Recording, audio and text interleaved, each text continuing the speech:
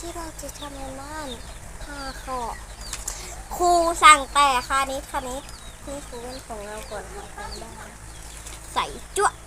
ไม่จั่วหรอกเก่งครับดูแล้วสายพันธุ์มันนะเล็กลูกหลานแล้วเล็กก็ใหญ่ครับรถที่ร้านให้มา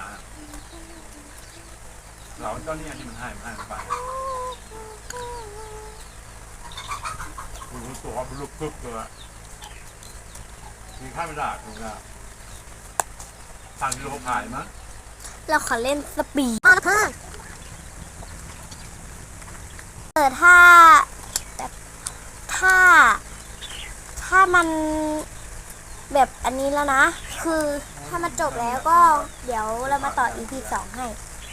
โอเค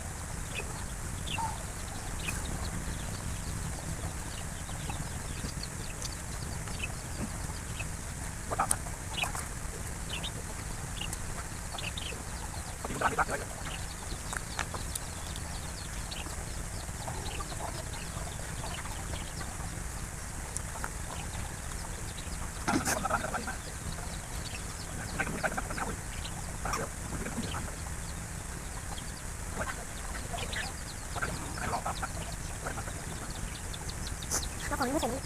กูเจงตาจังตาเป็นเดี๋ยว